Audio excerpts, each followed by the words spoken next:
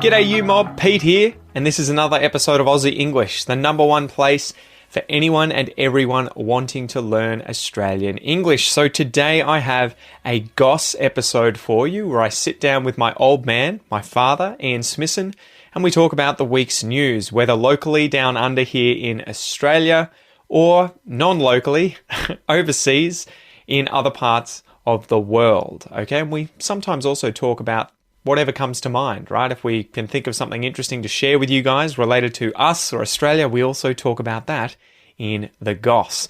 So these episodes are specifically designed to try and give you content about many different topics where we're obviously speaking in English and there are multiple people having a natural and spontaneous conversation in English. So it is particularly good to improve your listening skills.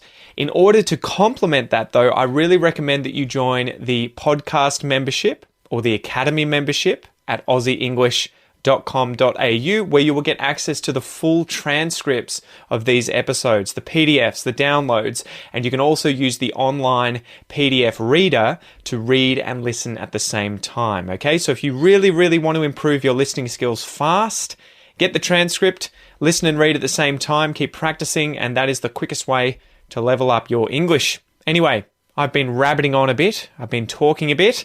Let's just get into this episode, guys. Smack the bird, and let's get into it.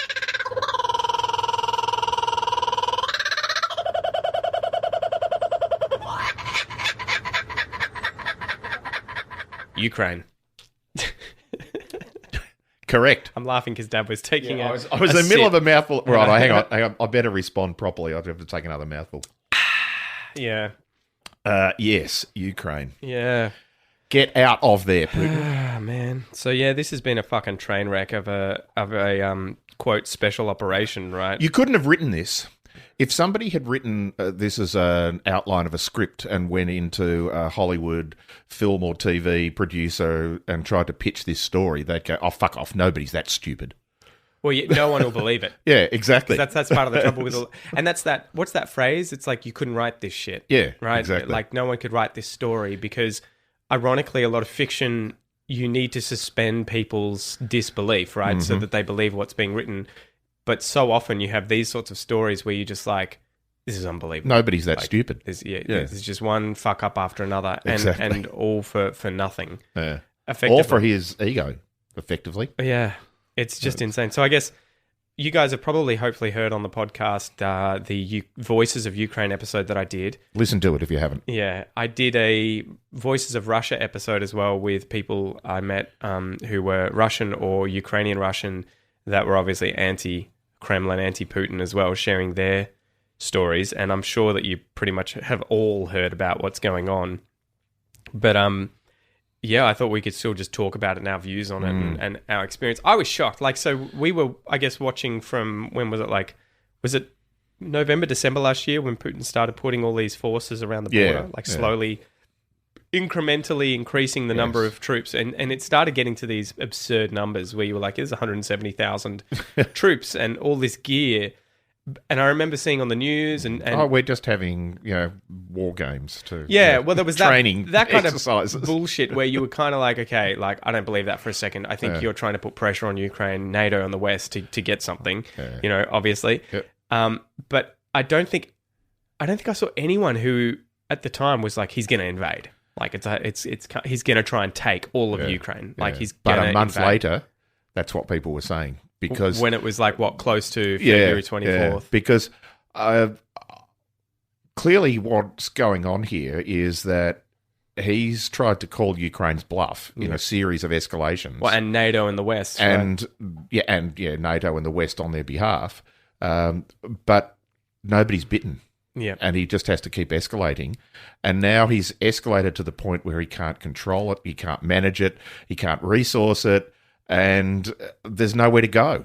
Well, and it's funny, I saw someone saying there was a general, I went deep on this when it first happened, and I've probably watched now hundreds of hours of interviews and been reading articles and scrolling through Reddit and everything, but there was a general, I think it may have been Petraeus or something from the US, an old army general there, and he was like, I've seen people say that Putin escalates to de-escalate. He doesn't try and de-escalate. he escalates to win.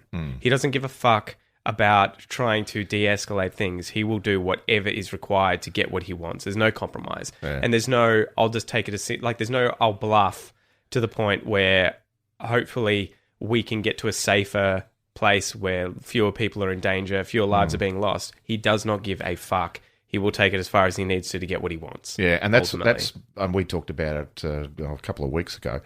Not publicly, but No, not yet. and my fear now is not that he will win, is that he will lose. Yeah. And who's he going to take, and how's he going to take him with him? Because he's going to escalate this to the point where he has no escape route, and that's just horrifying. Well, and for ironically, Europe. he's made those threats in the past where he's said repeatedly, what does a rat do if it gets cornered? You know, it ends up charging the person who's cornered them and taking a chunk out of them, you know, on the way out. But ironically, he's not a rat trying to avoid being cornered. He's effectively a rat that he's trying to corner Ukraine. Yeah. That's- But as well, I think he's almost at that point where he wants what he wants, but he's also not afraid to be cornered because he's just like, I'll just take it to the ultimate level. Yeah. Like, we'll just use tactical nukes. Fuck yeah. You know, and so it's been really, really shocking, I think, to watch it because man, there's so much here to unpack and talk about. When they first invaded, we had those sort of like, oh shit, like Ukraine's gone. You know, you had those that sort of initial reaction, I think, of the world was Zelensky's going to bail. The government's going to fall straight away as a result. Yeah, everybody, let's put 40 million people will put their hands up and go, we give in. Yeah, and that obviously did not happen. No. And it was incredible. We had that line from Zelensky, I think, when did the US offer him to get out? They Yes, they offered, we'll come and get you. we'll come and get you. And he said, I don't need a ride, I need bullets or something. Yeah, or I need tanks. I need ammunition. I need ammunition. And that was when I was like, oh shit. Yeah. Like, we got a leader. Yeah. We got a leader here. You know, this guy's next level. He has come out of this, like, it's just astonishing. And that must the be- world opinion of this guy who I reckon a year ago you could have asked everybody in the world to write down the name of the leader of Ukraine, the president of Ukraine, and I reckon a few thousand people would have known who it was outside of Ukraine and Russia and people who have political awareness of what's going on in Europe. Now everybody knows his name and they can all spell it, you know, because they've seen it so often in the media. It's Well, and for me, I didn't know his name, but I knew that Ukraine had a comedian who'd become a president. Yeah. And I knew that they had a coup, I think, around the time of just before Crimea was annexed, right? And that was sort of part of why Crimea ended up becoming annexed by Russia. But what was your view of things? So when Crimea was annexed, I remember being sort of, again, just shocked of like, what the fuck? Russia can just walk in and no one does anything? Yeah. Like, there were sanctions apparently, but compared to the sanctions and the response that's happened now, back then it was effectively nothing. And Putin just but it really was almost a passive takeover. Yeah. Yes, they brought troops and things in, but it wasn't we're going to put 100,000 troops on the border and have them sit there for 2 months. No. It was just, we're taking over Crimea, and Ukraine blinked and went, how did that happen? Wasn't it the little green men thing? Yeah. Of effectively Russia had gotten separatist troops within Crimea to do it for them, and they just pleaded ignorance the whole time. Yeah. And we're just like, we don't know what happened. No. And this is where we had the whole MH73, what was it? MH137? I can't remember the exact number, but the plane that was shot down. Over Ukraine, which killed, was it 38 Australians? Yes. Yeah. So it ended up being the separatists mistook a plane for a military plane, and it was just a commercial airliner, and they fired a Stinger or some kind of rocket, and it ended up just taking it out in mid-flight, right? Exactly. And again, Russia just denied having any responsibility. And the separatists denied it. And I think when they went through the rubble, they were like, well, here's the fragments of the Russian military equipment that was used to shoot it down. What the fuck, guys? Yeah. So there was that happened too. But looking back, it's like so many of the academics and the journalists and even the military experts who are retired and being interviewed about this, because you get very few actual current military. Well, they're not going to talk about it. Exactly. But they were all like, the response was disgusting in terms of the world just not doing anything effectively and still shaking hands with Putin and still befriending him. Exactly. When that happened. Were you shocked by the level of, what would you say, like global community? The number of different countries that have come together in unison to sanction Russia and do it. And ironically, before you answer that, I've looked at a map, and there is like no countries in South America or Central America, no African countries, no Middle Eastern countries, and I think the only Asian countries might be Japan, Korea, and Taiwan that have come out and actively said, we don't support this. Yeah. So again, silence is deafening, guys. Exactly. You know. I think the other side of that too is that the countries that you're talking about that have not sanctioned Putin are those that are economically dependent on oil from Russia and Russian investment in their countries. Yeah. Russians got, huge amount of investment in Africa and Asia in particular. To be honest, if Nigeria doesn't come out and sanction, ironically, Nigeria's got its own oil, so bad example. If Chad doesn't come out and sanction Russia, I don't really care. What really matters is Europe, America, effectively the top 20 economic nations in the world. Well, they're the ones that who are the ones that have the difference. That not only do they make a difference by putting economic sanctions on, but 99% of the world's major corporations are also centred in those countries, and they have pulled out of Russia. So most of the big companies that are based in, have got bases in Russia have bailed. They've just left. And so that's left Russia, and unfortunately it's left a lot of innocent Russian people unemployed in a country that's an economic toilet now. But what else can you do? Because there is no chance that America or any of the other European nations are going to take action against Russia because they don't want to start. You mean military action? Yeah, military action. They don't want to start another world war. They don't want Russia suddenly saying, well, we'll start picking on Poland and Germany. And so the irony is if Russia did, that war would end very quickly, but it would be completely devastating. Yeah, well, it would depend how far they took it, right? Yeah, exactly. But before we keep going with that, were you surprised by the number of countries that came together in their reaction? No, I wasn't, because I think there's been an underlying... hatred is probably too strong. It's not too strong now, but I think it was too strong a year ago. But an underlying distrust and discomfort with Putin and the way he operates. Yeah. And this was just the straw that broke the camel's back. And so everybody just said, you've overstepped the mark here. You're gone. Previously, yes, he invaded Chechnya and Georgia and over the last 2 decades. And most people around the West have just looked at that and gone, this is into effectively civil war. This is, post-Soviet Union border, squabbles. Ukraine wasn't. Ukraine was different because there was no squabble. There was no Russian Ukrainians on the border of Ukraine. Well, they've had to fabricate that in the news in Russia, right? Saying that the Ukraine's full of Nazis and committing genocide against the Russian people, vilifying them for speaking Russian. And ironically, that's the amazing thing. You're like, there was nothing here. You've had to actually just create these sort of false flag bullshit events. Just inventing just stories to make yourself make what you are doing sound legitimate when you know that it is not. So it's like that scene, is it from The Simpsons, where Bart grabs Lisa's hand and slaps her in the face or punches her in the face with her own hand and is like, stop hitting yourself. Yes. Stop hitting yourself. And you're just like, it's just astonishing, right, too, the level of transparency on our end and opaqueness on their end. Like, the average Russian seems to have absolutely no idea, whether that's willful ignorance and that they want to believe the lies that they're being told by Putin, because again, it's your country. You've been fed all this shit for the last however many decades. Well, your entire life for most people. It would be a very big... It would be like that Jordan Peterson thing, right? Where anytime you change your opinion, something in you dies, and we resist that. No one wants to suddenly work out that their dad's a horrible person, or that their religion isn't true, or that, whatever. So half the population of Russia have never known anything other than Putin as a leader. Well, that's it. He's been there for 22 years, isn't he? Exactly. So, but as a result, a lot are sick of him because they're sick of his face. Of course, they want him gone. They're sick of his face. They're sick of the condition that the country is in, and the economic toilet that he's let it down. And now the rest of the world has just flushed it for him and made it infinitely worse since he has invaded Ukraine. But yeah, so I'm not surprised that countries have done that.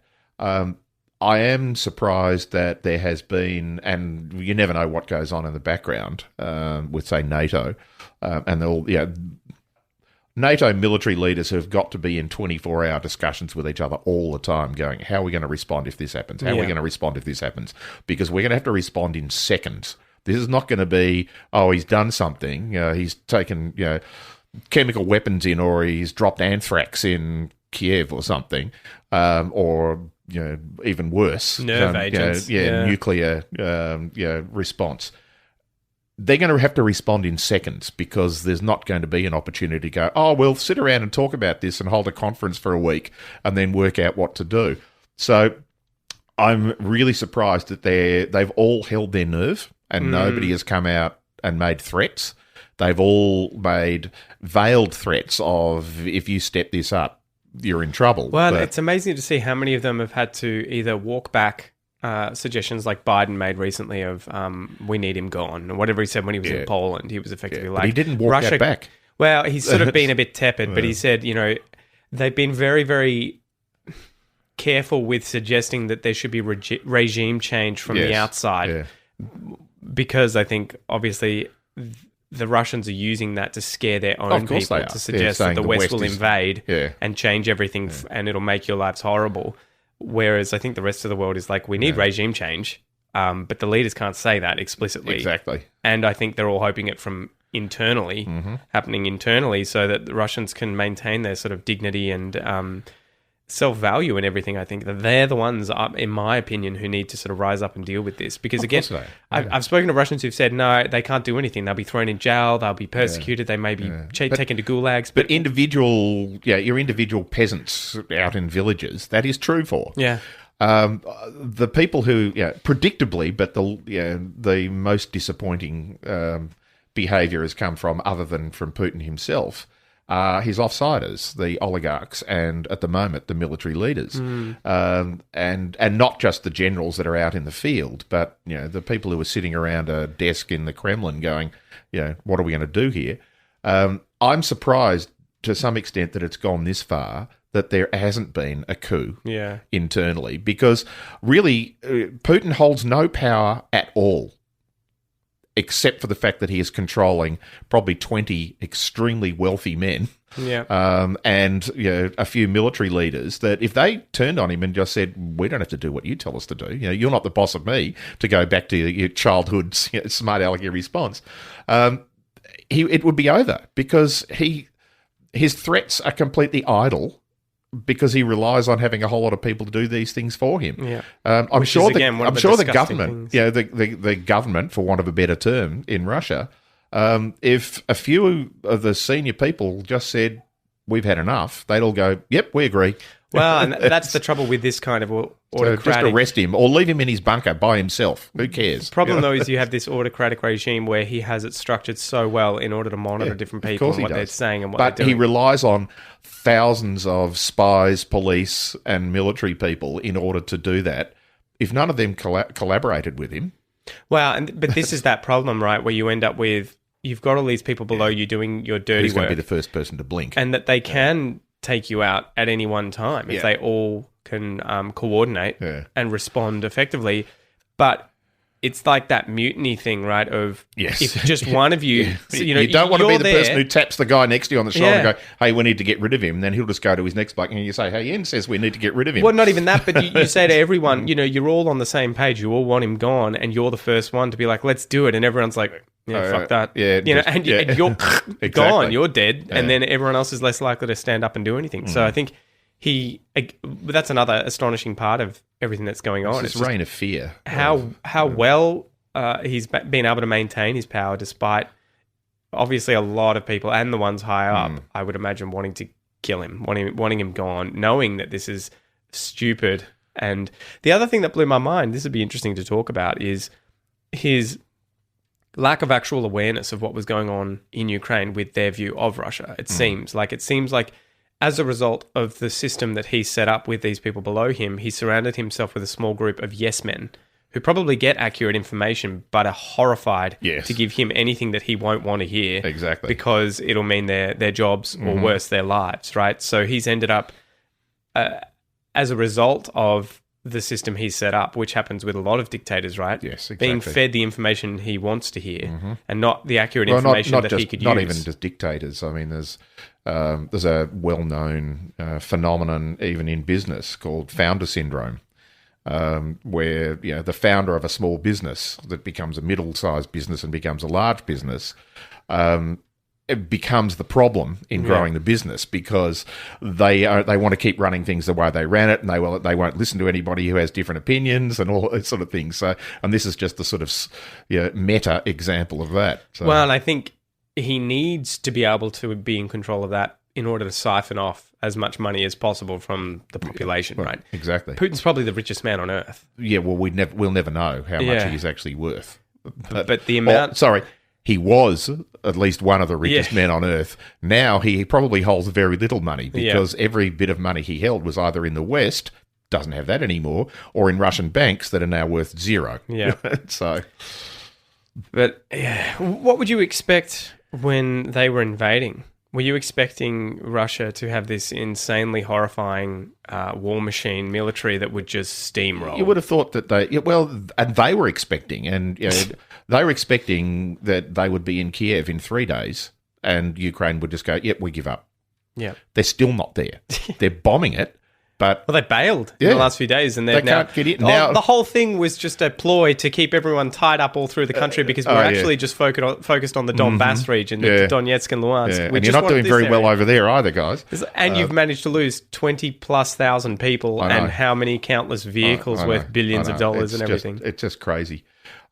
Look, I think you're talking about the attitude of the Ukrainian people. I think one of the really admirable parts of that has been Zelensky came out almost on day one and said, "We are not in a fight with the Russian people. Yeah. They're our friends and our neighbours. We're in a fight with Putin."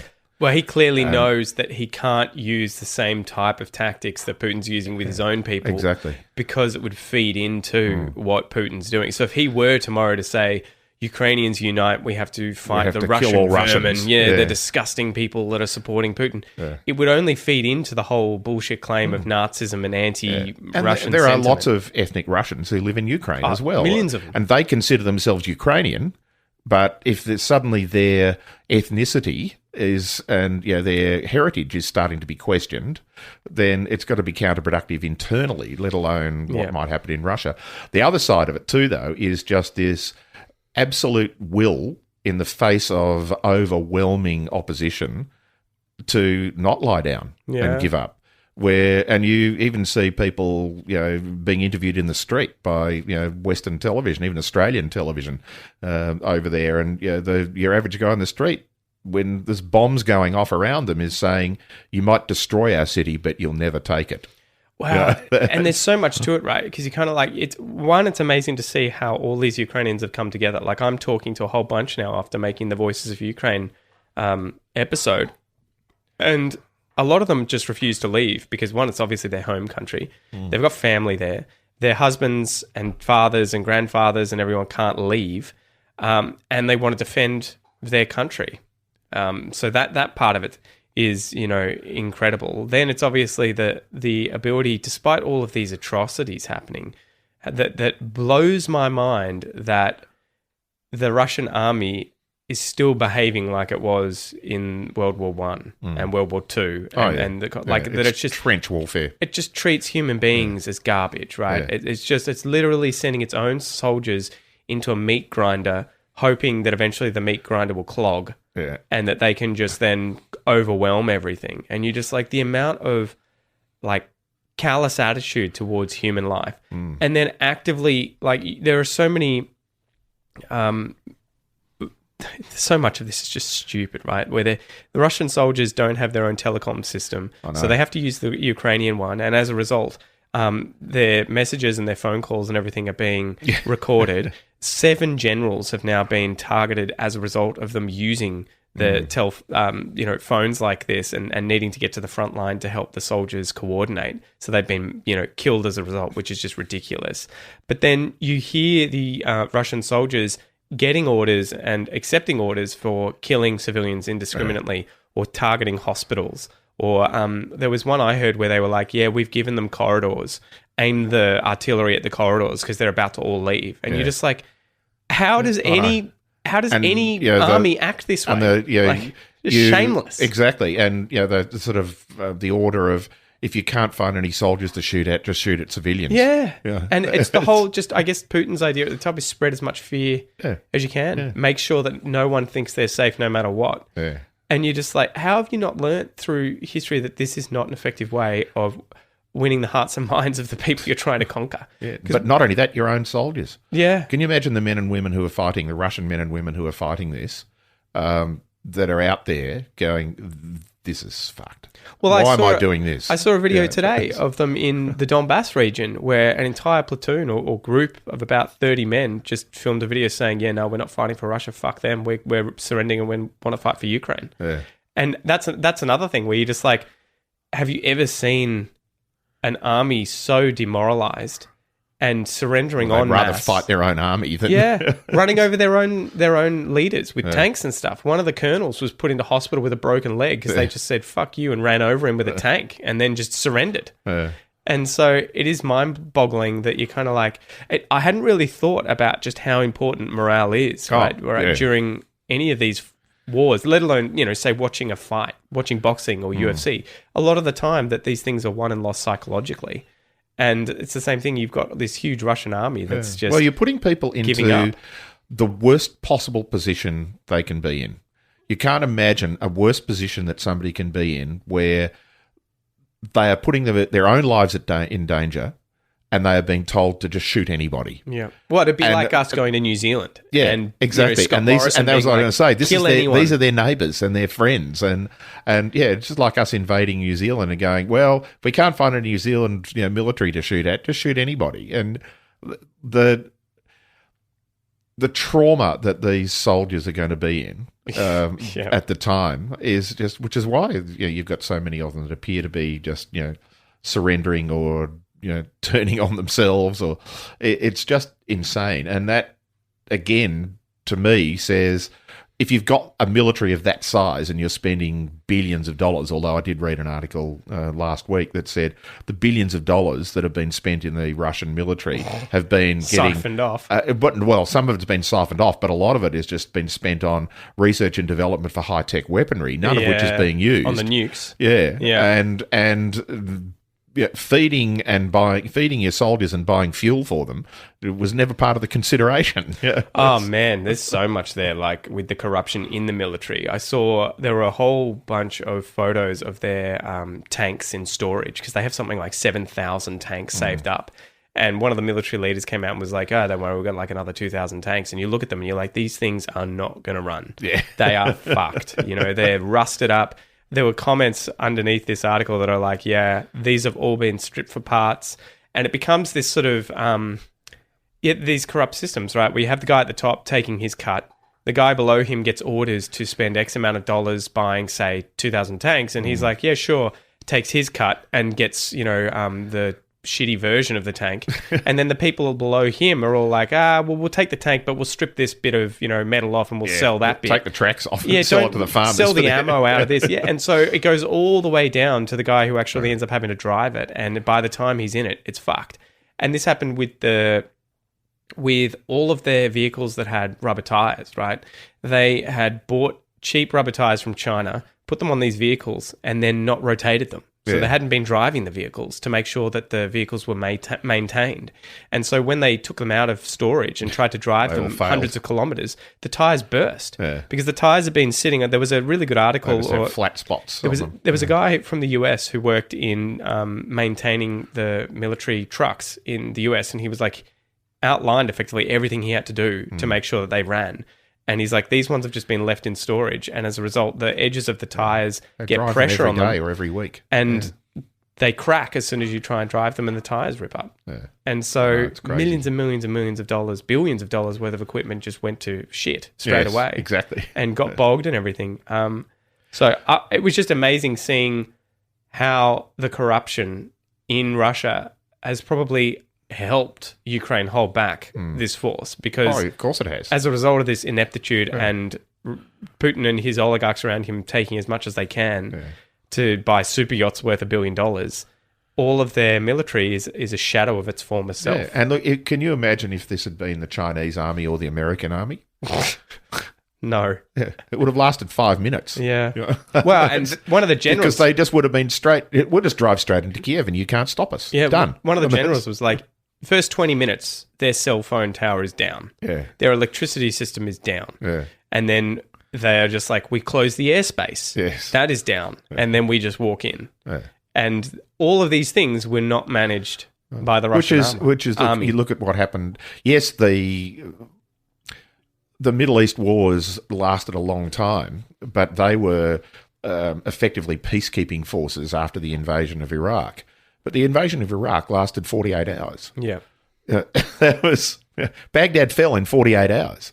Well, we saw that with Afghanistan, right? Yeah. And the US pulling out. It was like the Afghan president just ran off. Yeah, straight away. exactly. And that was, which makes you think, you're like, fuck, man, if you had just had balls and stood up to the Taliban, would you have been able to do what the Ukrainians have done and hold them off? Well, possibly not, but yeah, that's a different discussion. But look, the other thing, and Zelensky has done it the smart way as well, of not just staying, but he's in the media every day. Yeah, he's got press conferences. He's out in the street. This he's is not doing selfies. This in is the not, street in front of Kiev's exactly. like presidential and palace. Or he whatever. walks around in a pair of jeans and an army t-shirt. Yeah, he's one of the people. He's not there dressed in a suit or wearing his self-appointed field marshal uniform with military medals and things that he's given himself all over him. He's one of the people. Yeah, I know. It brings you to tears, right? Like you're just like, I'm so impressed with how he's managed this.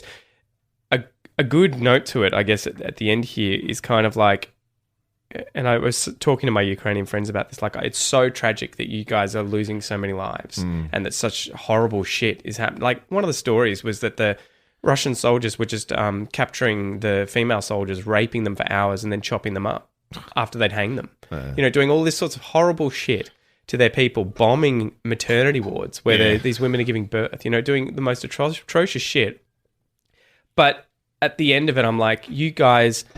You must be aware of the fact that this is going to bring you together as a people.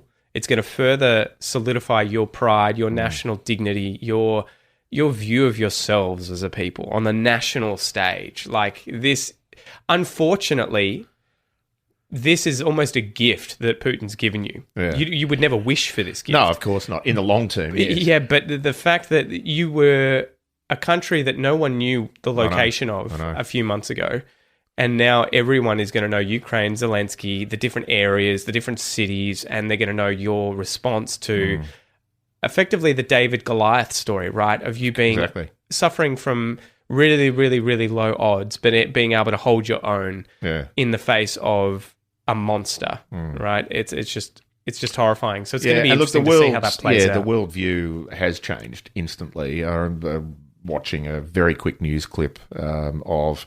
I can't remember her name now, I'm sorry to say, the young Ukrainian woman who won the high jump at the World Indoor Athletics Championships and got a standing ovation. Mm-hmm. Yeah, it's the whole crowd stood up and applauded. Yeah. When she won, not at the medal ceremony, but as soon as she'd won. She walked out onto the field and all of her opponents came and gave her a hug. Yeah. I think, and that's that thing, right? I even think about if I were to just meet a Ukrainian in the street, all of a sudden they have this respect from the world of like, holy shit, it's a Ukrainian. Like, wow. I'm proud to know you guys. Like, I'm proud of your people. It feels weird to say that when you have nothing to do with it. No. But you're like, I'm proud of your response. You can admire, in a sense, Exactly. And I even started learning Ukrainian recently because I was like, I want to be able to understand the language, potentially get teachers from Ukraine who I can pay, and support their economy in the future. Like, it's just, it's so many more people are now interested in the country and their history and their culture and their language than were previously, which, yeah, it's sad that this is what it's had to take for that to happen. But I guess this is one of those situations that kind of makes nations at the same time. It does. Right? The real test of the rest of the world is going to be the response after this is over. Oh man! Because if they reduce the billions sanctions, but not just the sanctions on Russia, but the billions of dollars worth of infrastructure that is going to have to be rebuilt in Ukraine. Yeah. And they're not going to have the money to do it. How's the rest of the world going to respond to that? How do you think that's going to play out? Like, I mean, again, we're obviously not experts at this at all, but what are your expectations of when and how the war's going to end, and what will happen afterwards with both Ukraine and Russia? Well, when and how, I've got no idea. Yeah. I thought this would go for 2 weeks and Putin would do something really stupid, and he hasn't yet. Yeah.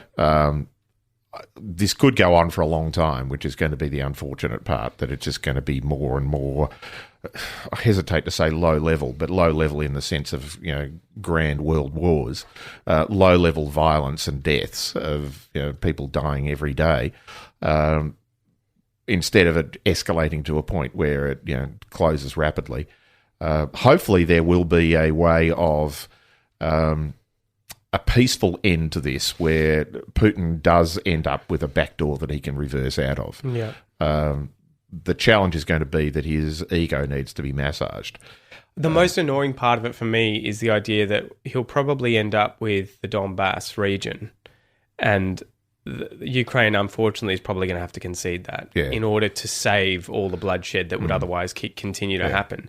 But then, which all this does is just reward this bad behaviour. Exactly. Because what's next? Yeah. And you end up with Putin still in power, and I hope that it ends up that situation of the West doesn't forget, or the world doesn't forget, right? Where you just say, we're not bringing the sanctions down. No. Like, that's it, and we'll bring the sanctions down when Putin is no longer in charge. Yeah, well, you can never leave Russia. Any of you guys involved in this war, whether you were soldiers, whether you were generals, whether you were politicians, if you leave, we'll arrest you and we'll try you at the Hague or the Nuremberg trials, right? Like, for war crimes and for being a part of it. I hope that doesn't just, he stops the war tomorrow, gets what he wants, and it's just like, all right, well, business as usual. Yeah. And that would be I think one of the most offensive things if our government was just like, oh, well, the sanctions are removed because we need cheaper fuel. So, yeah. I also wanted to ask, I've heard a lot of people saying, they've sort of compared this to, say, the atrocity in Yemen at the moment, or the wars in Iraq and Afghanistan, and sort of being irritated that the West cares so much about Ukraine. Is that a straw man? It completely, because they're civil wars. They're effectively tribal wars within a country, of one group of people wanting to take over a country that somebody else is in charge of. In the case of Russia invading Ukraine, this is one sovereign state being invaded by another one. Well, and I think beyond for political reasons, not for defensive reasons, for political reasons. But beyond that too, it's the existential threat to the rest of the world, with nukes being on the table. Oh, of course. But yeah, there is that. Yeah, you're right. In the grander scheme of things, there is that. This is Russia. This is not Yemen. Or, in the past we've had, there's been plenty of these things going on in the Horn of Africa, and if so on. If it had been Moldova or someone fighting with Ukraine, or Ukraine attacking Moldova and trying to take over the place, they probably would have received nowhere near the same amount of attention. Yeah. But it's the fact, I feel at least, that you have a sovereign nation not just having warlords or whatever within it trying to take power, but you have an external nation trying to effectively absorb another nation, and unjustly, and they're threatening nuclear warfare and the use of things like nerve agents, biological and chemical weapons, which they've,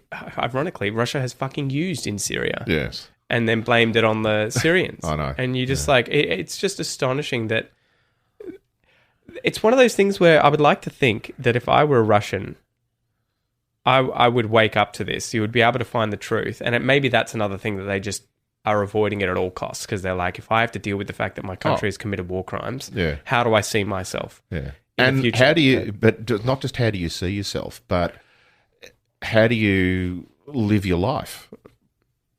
You're going to keep going to work because the money is going to Putin? You just have to keep living your life, and the fact that you're swimming in a toilet doesn't mean that you can stop swimming. The sad thing is the Russians who can afford it, the oligarchs, but even the Russian sports people. Some of them have stood up and just said this is not right, but I haven't heard of any one of them who's just said, I'm going to defect. Well, I'm no longer Russian. But well, ironically, a lot of the Russians that I talk to in Australia have effectively said that. Oh yeah, they're just like, I'm disgusted. Yeah, and it's tragic because a lot of them have family back there who believe everything. Yeah. But then also, I was reading about the brain drain, where they're losing tens of thousands of, say, IT experts who are just like, I'm out. Yeah. Like, there's no chance I'm making a living here in Russia now with all these sanctions and how. At any one time, the fucking government could just decide to attack someone else and my life's fucked in terms of being able to earn an income. Like, I had a friend who was there and he's like, I have all these savings that are now effectively worthless. If he's got them in rubles. Yeah, and which you would investments have. And everything. You would have. You're going to invest in your own country. You're not going to... How many, even... And I'm assuming this person isn't, extremely wealthy, but how many people He's just an average person. What we would call, middle-class people... that are investing relatively small amounts of money in the grander scheme of things, but larger proportions of their savings and so on. You're not going to go, I'm going to hedge this and I'm going to buy US dollars and euros. You're just going to invest in local businesses and put your money in Russian banks and do those things. So, which is what I do in Australia. Yeah, I own a few overseas shares, but I own them through Australian managed funds, and so my investments are all held in Australia. If the Australian economy, suddenly went down the toilet, because we'd invaded New Zealand, my life would be ruined. I'm entirely reliant now as a sort of self-funded retiree. I'm entirely reliant on my investments, and they're all in Australia. So there will be tens of millions of Russian people whose lives have been destroyed because a war that they had no say in, because let's face it, this is not a democracy. No. A war that they've had no say in, and some of their friends and relatives are being shot and killed because they're being forced to fight in it, and there's nothing they can do about it. Well, and the ironic thing is that the news is telling them that it's the West's fault. West's fault for doing this. And so, again, it's fomenting hatred towards the West. It's NATO seducing Ukraine to come and join them so that they can invade Russia and ruin your lives. What do you make of the NATO seducing Ukraine thing? Because I was sort of looking into this a bit. Again, not an expert, but I have looked into it a little, and that they were sort of courting them and sort of reasonably so. Yeah, exactly. But... yeah, it became this thing. Like, one of my friends said to me, it's partly the West's fault for encouraging Ukraine to be part of NATO and the EU and everything. And I was like, that would be like saying to a woman who's in an abusive relationship that a friend came and suggested she leave, and then her partner bashes her, to the point of where she's being threatened with her life. And you blaming the friend and saying, well, the friend shouldn't have encouraged her to leave. Yeah. And it's kind of like, dude. I know. You can't blame the victim nor the friend. Again, this is... And I know, you even read some of this stuff in the press of, people who are taking that, and even some of the, watch Fox News in America. Yeah. And they are taking that line. If she just hadn't said anything, he wouldn't have bashed the shit out of her. So why did she have to say something? But you just sit there and go, you're just idiots, because do you understand what NATO is?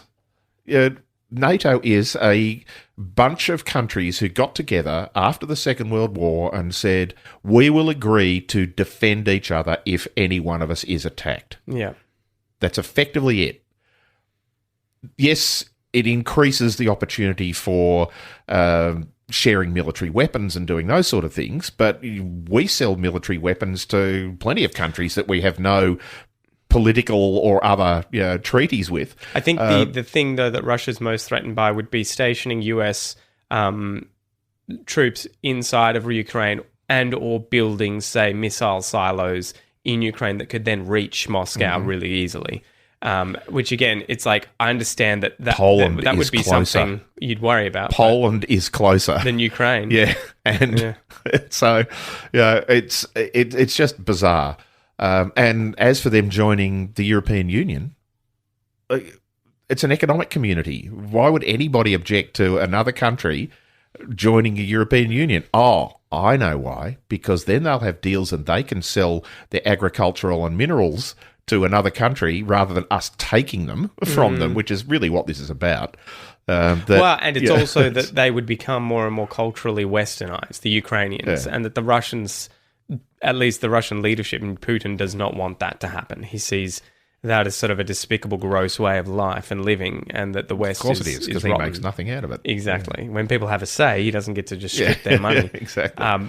So he also does not want any of those countries around Russia to be westernized, which, again, subjectively, is probably a better way to live than the current system in Russia. Well, exactly. So no shit, the people in these countries are now all lining up to join NATO and the EU and want to be westernized so that they can enjoy the freedoms and the wealth of countries that are democracies that are have a Western way of life. Yes. And it's so sad because it has become this kind of split between Russia and the West, and it's like Russians are Western. Yes. They're westernized. Yeah. This is sort of like a false dichotomy. It's just that they've created this as a way of, some rhetoric. It's a post-Cold War rhetoric because the Cold War, by its very definition, was a war of thought and a war of threat. And once that disappeared, then in order for Russia, post the Soviet Union, to stand up for itself internally, they had to demonize the West, because that was the only thing they had left. And Putin ended up taking them back to the old Soviet view that non-Soviet is bad. And because for 20 years post-Soviet, well, 15 years post-Soviet, pre-Putin, Russia was behaving itself in a sense. It had a democracy. It had a democracy. It was corrupt, making threats. It wasn't making particularly threats to other countries. It was allowing other Soviet countries to continue to progress and develop. And then Putin comes in and he's just taken them straight back to the 1950s. And he's this old school KGB. But he was just spy. a KGB shit kicker. He wasn't a leader. Yeah, but he has these romanticized views of what the allegedly does. Yeah, that's what we hear. I actually don't know what goes on in his head. He's that classic sort of the disclaimer here. I'm not a psychologist, even though I've got a qualification in psychology, or a psychiatrist, but. This is a classic thing where your average pub test says, this man is insane. Well, that's the hardest thing, right? He has expectations of what's going to happen that are completely unreasonable, and not just unreasonable in a sense of immoral, but unreasonable in a sense of likelihood they're going to happen, and yet he forces them to happen anyway. Well, I hope through this tragedy that only good comes out of it right at the other end, that the rest of the world opens their eyes to these kinds of regimes. Hopefully it sort of makes China think a second time about what they're going to do with Taiwan, and whether or not anyone agrees with Taiwan becoming part of China again in the future. It's almost, I think it's almost inevitable based on China's size and that they've stipulated that is going to happen. But I hope it happens peacefully if it has to happen, and that, it seems like China's kind of playing both sides at the moment, but they're acutely aware of they do not want this kind of quagmire, right?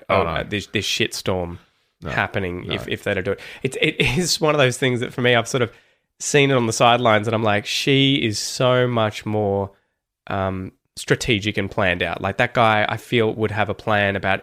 He's that dude playing chess against you and he knows 10 steps ahead what you're going to do. And he has everything like that. It's almost a Chinese cultural thing too, where I feel like they're much more systematic, clever about it, and have thought out, whereas this seems like Putin's just riding by the seat of his pants. He's just puffed his chest out and said, I'm bigger than you are, I win. And I can't back down. Anyway, we could rant about this for hours, but let's, as you say, let's just hope there is a quick and hopefully peaceful resolution to this for both the Ukrainian people and most of the Russian people who are the victims of this as well. That's it. Yeah, it is one of those situations though where you just like, since this started, you're like, no one has any idea of how this is going to play out. No. Like, even the experts are just like, there was no know. plan. I have no idea. There was no plan. The plan was bluff. Yeah. So it's one of those things Bluffing is never a plan. You're like, man, I can't wait to listen to this episode in another 6 months to a year and be like, how wrong are you guys about what's going to happen or what you think or were you right? Like, it's just nuts. Anyway, Slava Ukraini. Thanks, guys. Glory to Ukraine. Bye.